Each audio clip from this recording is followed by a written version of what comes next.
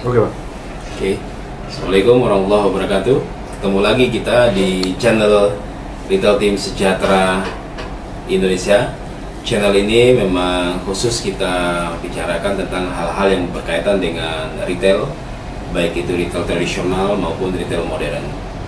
Hari ini bisnis ini tetap selalu berkembang dan saya yakin sampai kapanpun bisnis ini tidak akan pernah hilang, karena selama manusia hidup pasti membutuhkan produk-produk yang dijual oleh para pelaku retail tradisional maupun modern. Nah, sebelum kita mulai, kita minum ini dulu. Kita lagi tren virus corona ya. Nah, ini saya minum ini kurkuma, temulawak, kemudian dicampur sama kunyit, serai dan sebagainya, biar nanti tidak kena virus corona. Nah,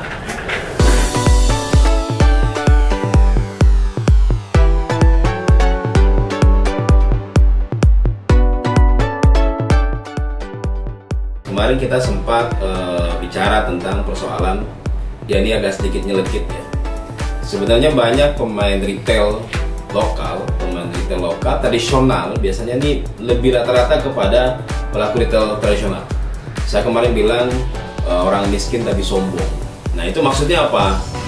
Nah, kenapa saya bilang kita miskin tapi sombong? Nah, kita coba teman-teman yang punya toko, bapak-bapak atau ibu-ibu yang punya toko sendiri, mau di pasar, mau di kampung, mau di manapun berada, yang pengelolaannya masih konvensional tradisional, selama ini penyakit yang paling susah dihilangin adalah suka ngebonin konsumen. Ya, betul kan? Nah, banyak orang yang belanja ke tempat Anda, semua rata-rata, tidak rata-rata, mungkin beberapa suka ngebon, dan Anda tidak bisa menolak ketika konsumen datang, karena biasanya ini tetangga atau bisa jadi juga ada saudara jauh dan sebagainya, ya kan. Nah, biasanya penyakitnya ini datang sudah mendarah daging atau udah bertahun-tahun gitu, dan Anda susah menghindari ini, karena bisa jadi ketika Anda sudah tulis dilarang berhutang, mereka pinter. Mereka ambil barang dulu, kemudian setelah diambil barang, dipak dan sebagainya, dimasukin plastik, bayarnya nanti ya, ngutang ya. Nah, akhirnya Anda mau ngomong apa? Barang sudah diberikan, sudah di-pack, mereka sudah tinggal jalan. Apa yang harus dilakukan? Nah, sehingga Anda sebenarnya tidak sadar bahwasanya sebenarnya Anda adalah orang miskin yang sombong. Kenapa? Karena kita tahu beberapa pelaku retail, saya alhamdulillah kita sudah ya, khususnya di Jogja, kita sudah 800 para pelaku retail konvensional lokal yang kita training, kita bina, kita dampingi. Rata-rata kalau saya bertanya, apakah toko ibu-ibu, bapak-bapak semuanya ngutangin? Ya, semua jawabannya pasti. 70-80% bilang pasti. Mereka pasti ngutangin, sambil ketawa nyengir deh, pasti ngutangin. Dan saya tanya, jenengan semua, Anda semua paham nggak efek dari ngutang? Nggak paham. Saya tanya berikutnya, nah, kira-kira Anda mengalami masalah nggak ketika pembelian barang? Nombok nggak? Iya, Mas Adri. Jadi mereka rata-rata nombok. Nah, ini salah satu pangkal balanya adalah karena ngutangin orang. Simple. Anda punya barang sedikit. Rata-rata pelaku retail tradisional misalnya punya barang berkisar antara 10 juta, 20 juta, 30 juta. Omset mereka berkisar antara 500-300 ribu sampai 2 juta sampai 3 juta. Nah, barang Anda cuma segitu. Coba bandingkan dengan para pelaku retail berjejaring modern. Barang mereka, stok mereka tuh bisa ratusan juta, 300 juta, dan omset mereka, penjualan mereka per hari bisa 10 juta sampai 20 juta. Apakah Anda sendiri kalau belanja ke sana boleh ngutang apa enggak? Enggak boleh. Kalau ngutang langsung diambil polisi, langsung disikat sama karyawannya, ya kan? Itu mereka punya duit banyak, barang banyak, omsetnya tinggi, nggak mau ngutangin, ya kan? berapa miliar, berapa triliun. Kalau seandainya mereka punya outlet 14.000 se-Indonesia, berapa triliun uang yang beredar di mereka. Tapi mereka nggak pernah ngutangin Anda. Tapi Anda sendiri, kita sendiri punya toko, udah omsetnya cuma 500.000, barangnya cuma 10 juta, ngutangin orang bulan. Apa gini bukan tidak benar bahwasanya orang miskin yang sombong? Oke, Anda bertanya-tanya, gimana sih bentuknya? Oke, kita pakai sampel aja.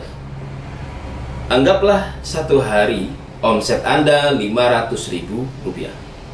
Kemudian rata-rata keuntungan yang kita ambil biasanya 10%. Berarti 10% dikali 500.000 hanya dapat 50.000 keuntungan Anda. Oke, keuntungan itu keuntungan kotor ya, belum bersih itu, karena Anda belum ngomongin transportasi, listrik dan sebagainya. Anggaplah transportasi per hari 5.000, 10.000 lah bensin misalnya gitu ya. Nah, kemudian listrik per hari, anggaplah sebulan Anda bayar listrik 200.000 dibagi 30 berarti ya berapa? Kalau seandainya 200.000 dibagi 3 misalnya 6.000 misalnya. 6.000 berarti sudah 16.000. Jadi 50.000 dikurangi 16.000, sisa berapa? 34.000. Nah, kalau seandainya satu hari aja ada orang yang ngutang, ngebon, nggak usah kita ambil karena omset ada 500.000, kita ambil yang ngebon cuma 50.000 aja. Nah, 50.000 sedangkan keuntungan Anda tadi hanya 34.000, sudah minus. Jadi 50.000, 34.000 keuntungan dikurangi 50.000 yang ngutang, sudah minus itu. Nah, Anda untuk kulaan lagi itu sudah kepake uang yang 14.000 tadi, ya kan? 16.000 tadi udah kepake, sehingga ada kulaan yang biasanya laku 500.000, 450 harusnya dikulakin 450, karena ada yang ngutang 50.000, akhirnya kepake satu hari 16.000, misalnya kan, udah berkurang, dikali 30 berapa? Itu kalau seandainya kita ambil hanya selisih. Tapi kalau seandainya kita ambil dari laba bruto tadi 50.000 kepake, untuk keuntungan Anda sudah nggak masuk di situ, keuntungnya kepake buat orang yang ngebonin. Coba bayangkan kalau seandainya satu hari ngutang 50.000 dikali 30 udah 1,5 juta orang yang ngutang. Oke, Mas Adi kan nggak mungkin semua orang ngutang tiap hari. Oke lah, kita rata-ratain 10 hari ngutang, 50 kali 10 berarti 500.000 orang yang ngutang. Berarti Anda harus punya omset 5 juta dikali 10% untuk menutupi 500.000. Itu baru nutupin hutang, Anda belum dapat apa-apa. Benar kan? Berarti Anda sombong gitu. Udah miskin, sudah omsetnya kecil, barangnya dikit, ngutangin orang gitu. Ya kan?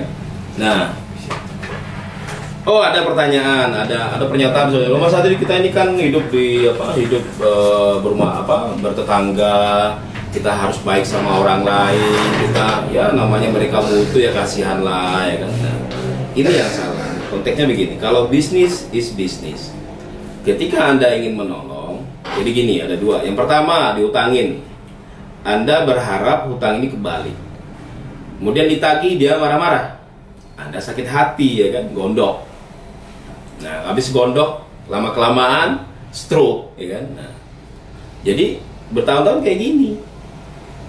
Nah, bagaimana solusinya ya? Kalau seandainya emang mau bersedekah, ya sedekah saja. Kalau memang kelihatan, oh ini orangnya butuh, misalnya ya. Ada yang datang, Anda sudah yakin nih, yang datang utek-utek ujuk-ujuk, kelihatan wajahnya, tampang udah kelihatan nih pasti ngebon. Datang, mau beli apa? Tanyakan aja dulu, mau beli apa? Beras, gula, minyak, ya kan? Nah, kalau Anda emang udah niat nih, saya mau sedekahin, udah tanya aja, Bapak butuh apa? Oh ya 3, beras, gula, minyak. Yaudah, saya hanya sedekahkan saja gula atau beras tadi yang paling utama, misalnya dibutuhkan untuk makan, ya kan, kasih aja beras. Udah, beras ini nggak usah ngutang, saya kasih aja sama jenengan, jadi Anda nggak usah ngutang. Tapi gula sama minyaknya mungkin saya nggak bisa bantu. Nah, semampu Anda membantunya. Nah, sehingga Anda ikhlas, sehingga nggak gondok lagi di belakang, nggak mikirin, dan nggak mikirin bertahun-tahun, wah ini orang ngutang terus sakit hati, terus mikirin terus kan repot. Diikhlaskan saja, udah diikhlaskan saja, mudah-mudahan ada gantinya. Nah, itu ceritanya.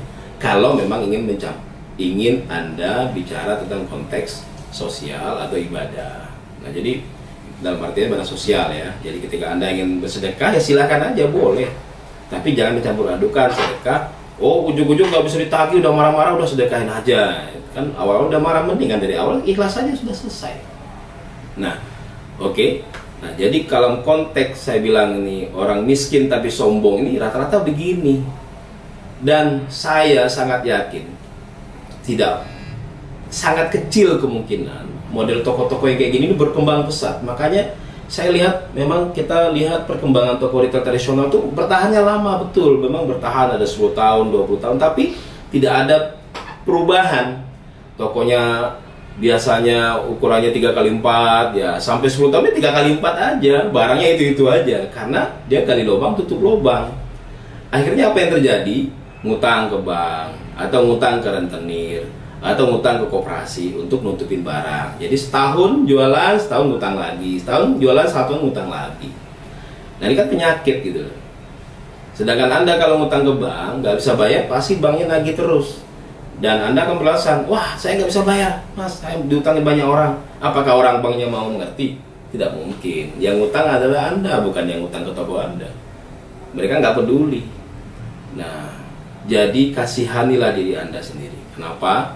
Kita yang namanya punya toko ini kan berjuang. Anda punya anak, punya suami, anak Anda mau sekolah, ada pengobatan kalau sakit mau ke rumah sakit ya kan, atau ada kegiatan lain yang dibantu tentang sekolah dan sebagainya.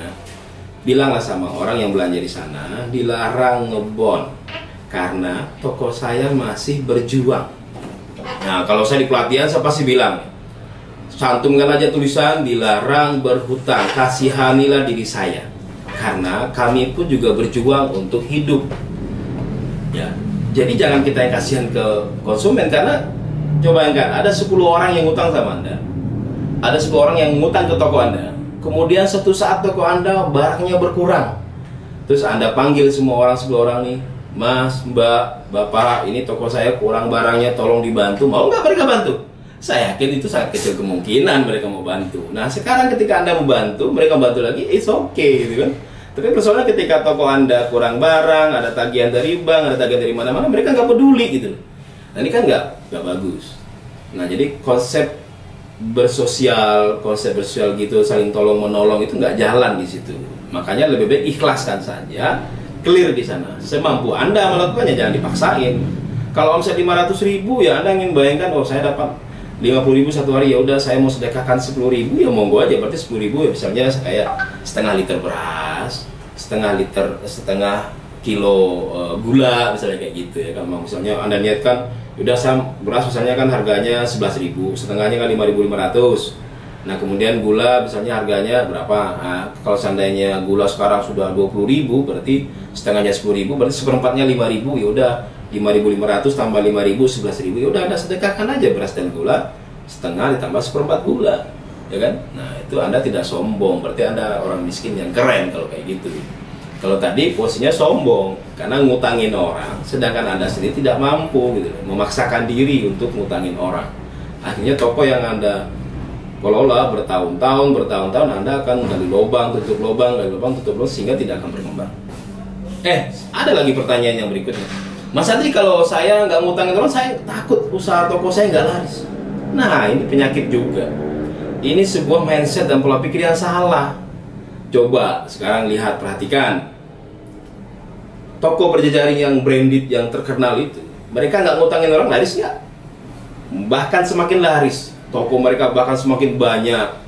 Andai mereka mampu saja, di tempat Anda mau dibuat toko 1.000, 2.000 juga mereka bisa. Dan mereka nggak ngutangin orang. Nah, ini sebuah mindset yang salah gitu. Jadi pola pikir kita tuh udah salah. Kalau nggak ngutangin orang, toko saya nggak laris, nanti masyarakat nggak senang. Nah, Anda mau pilih masyarakat senang, tetapi toko Anda diutangin, tapi Anda bangkrut. Toko Anda lagi lubang, tutup lubang. Kalau saya lebih mending, toko saya yang beli semuanya cash, ya kan, pelan-pelan cash, dan kita tidak menerima utangan, karena itu utang penyakit gitu.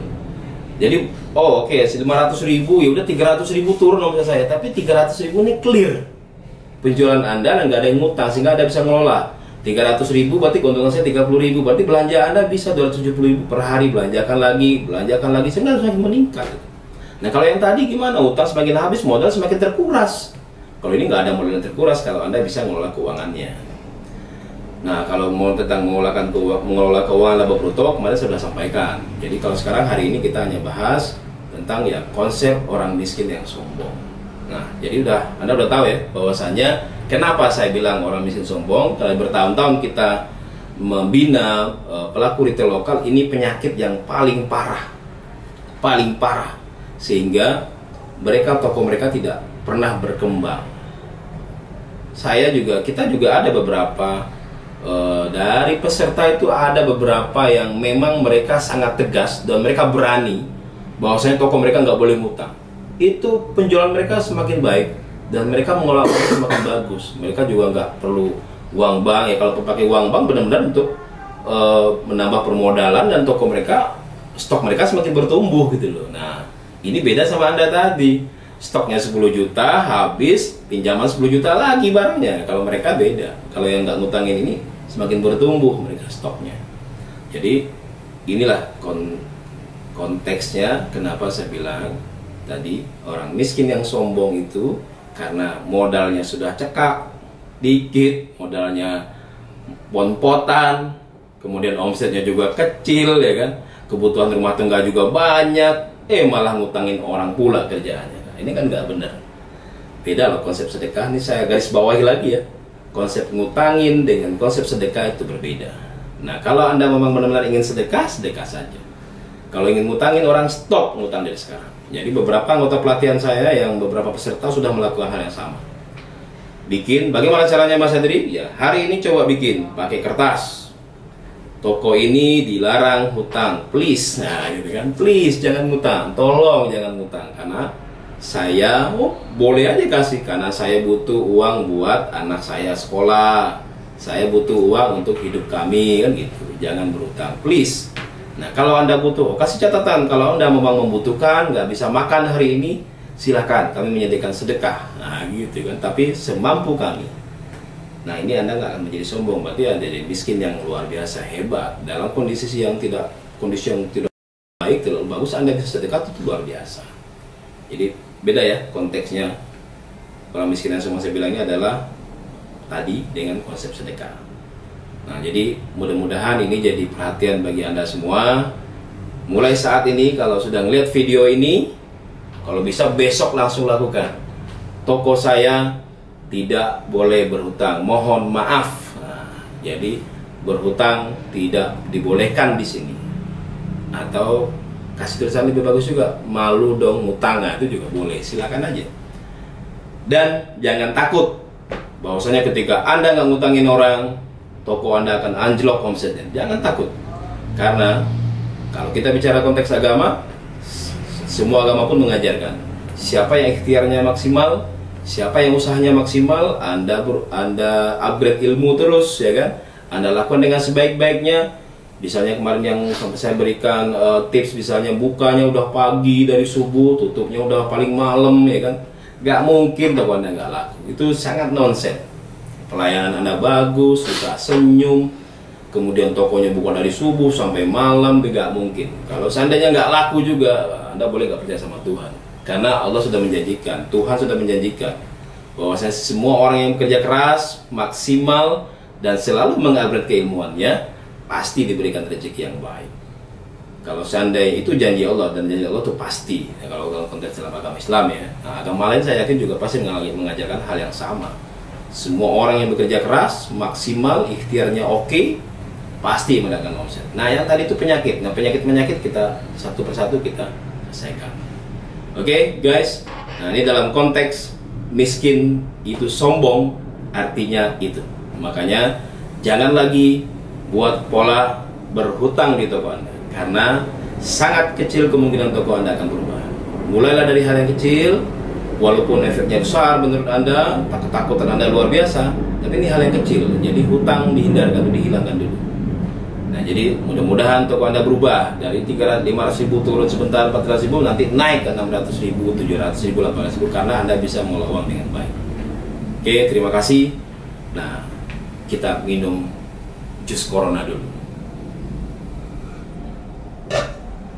Jangan lupa like, subscribe, dan sebarkan dan share buat Mudah-mudahan ini juga berguna bagi teman-teman Anda, saudara-saudara Anda, dan mungkin para pelaku retail yang ada di Indonesia. Sehingga, nah ini Anda bersedekah kalau Anda like dan share, kemudian Anda sebarkan, ini Anda bersedekah di sini. Karena ilmu ini disebarkan, mungkin ada berkahnya. Terima kasih. Bila terfidaya, assalamualaikum warahmatullahi wabarakatuh.